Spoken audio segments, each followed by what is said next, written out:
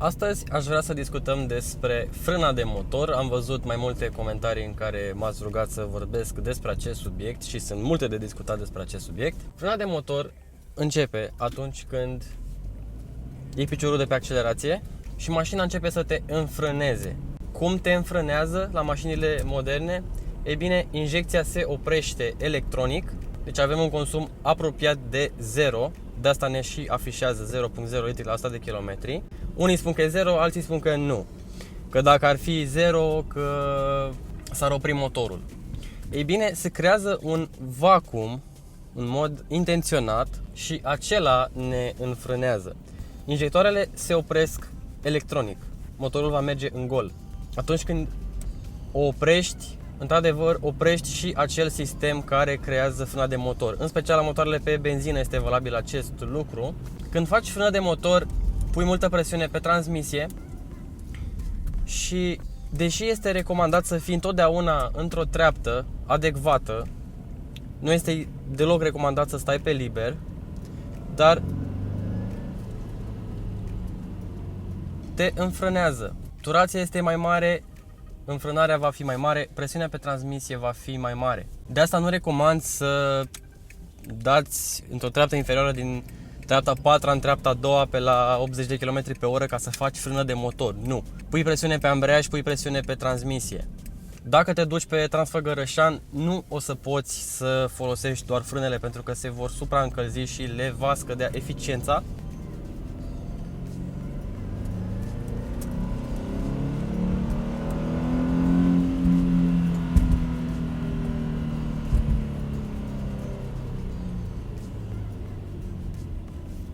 Plăcuțele de frână sunt exact ca discul de ambreiaj, este un material organic care atunci când se încălzește nu mai este eficient și trebuie să evităm atât supraîncălzirea plăcuțelor de frână cât și supraîncălzirea discului de ambreiaj. Tu când ai treapta, o să mai dau pe aici niște ture ca să încerc să prind mai multă viteză să exemplific. Spre exemplu, am treapta a 3-a 60 la oră și vreau să dau treapta a doua, patinez un pic ambreiajul. Am patinat un pic ambreiajul. Tu când faci așa vei crea uzură discului de ambreiaj. Ca să eviți asta, mai este tehnica rev matching, care, dacă este făcută corect, protejează ambreiajul. Adică ceva de genul ăsta. Asta este rev matching. Am sincronizat artificial, din accelerație, turația motorului cu cea a cutiei de viteze. Rev matching și heel and toe se folosesc la mașinile de performanță ce au o cutie manuală și în competiții. Ajută la protejarea ambreiajului. La motoare precum acesta de 2 litri sau la motoare de 1,6 litri sau de 1,4 litri nu e nevoie să faci rev matching, dar dacă ți iei o mașină cu 400 de cai putere cu o cutie manuală și nu-i faci rev matching, s-ar putea să o distrugi, să distrugi ambreiajul foarte repede. Frâna de motor ne ajută la consum, frâna de motor ne ajută să decelerăm, frâna de motor este importantă și trebuie să o folosim în permanență. Dar să nu abuzăm de ea la o turație de 6000 de rotații pe minut. Schimbătorul de viteze într-o treaptă superioară.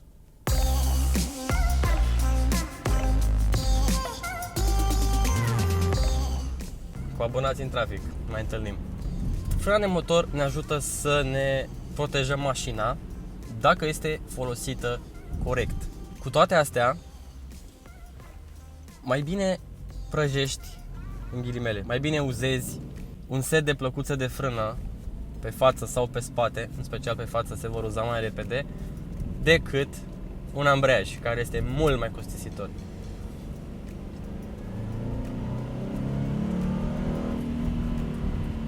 Mai bine folosești frânele. Ideal este să folosești frâna de motor împreună cu frâna de serviciu sau frâna de picior. N-ar fi prea indicat să folosești frâna de motor foarte frecvent, să o abuzezi, să patinezi discul în permanență, pentru că un set de plăcuțe de frână costă 200 de lei la mașina asta, pe când un ambreiaj cred că este peste 1000 de lei, plus manoperă, și nu rentează. Dar te mai poți juca cu rev matching.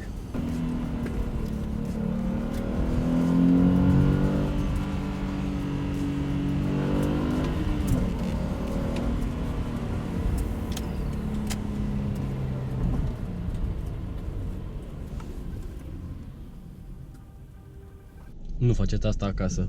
Pe scurt, folosiți frâna de motor cât de mult puteți, fără să intrați în zona roșie a turometrului. 4000-4500 rotații pe minut este suficient la benzină, 3500 suficient la diesel. Mai mult de atât veți pune presiune în mod inutil pe transmisie. Dacă vreți să învățați tehnica rev matching, sunt foarte multe tutoriale pe internet, inclusiv eu am făcut un video despre rev matching în care am pus 3 camere, una la bord, una la picioare și una acolo. Le-am sincronizat și am arătat în detaliu cum funcționează tehnica. Nu este foarte grea, mai mult de exercițiu. Mie îmi place foarte mult să o folosesc. Este rapid și sună motorul foarte bine când o folosești imediat. Te duci după aia imediat, o calci. Diseară o să scot un pic Subaru la joacă. Bag la zăpadă, mergem la munte, să vedem ce poate. Să o bag pe niște zone în care am fost când eram mic cu părinții. Chiar sunt curios cum urcă pe acolo și sunt curios dacă mai este suficientă zăpadă. Având în vedere că în oraș acum văd că sunt 2 grade Celsius, să merg la 1100 de metri altitudine, deci ar trebui să fie ceva zăpadă. Ca să vă răspund la câteva întrebări, scurt așa, am văzut că m-ați contrazis mai mulți.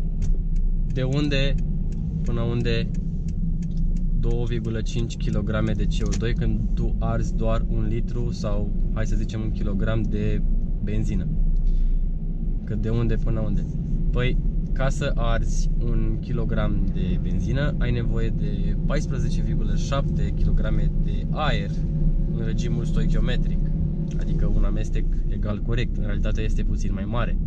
Este puțin mai mult aer în motor decât cel stoichiometric, dar se apropie. Și de acolo, practic, ai 15 kg de aer, 1 kg de benzină, din care rezultă căldură, multe alte emisii poluante și 2,5 kg de dioxid de carbon.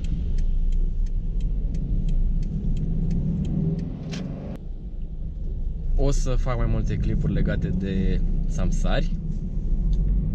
O să fac multe serii. O să-mi iau liber câteva zile și o să mă pun pe treabă. Dacă mi-ar ajunge timpul, aș filma, cred că și de 2 ori pe zi. Sau aș îmbunătăți clipurile pe care le pun acum. Și mi-am comandat niște GoPro-uri, adică mai exact încă 2. Nu trebuie să-mi ajungă. O să-mi comand, cred că încă 5 GoPro-uri și o să-mi pânzesc mașina când filmez, pentru că mi-au spus mulți în rubrica de comentarii că este plictisitor să te uiți 15 minute dintr-un singur unghi și am încercat să mă uit și eu și într-adevăr e puțin plictisitor. O să încerc să remediez problema asta. Deci îmi scârție o bucșă, îmi scârție ceva, înainte nu scârția. Cred că am forțat-o prea rău pe dâmburi, zăpadă, diagonale și alte prostii.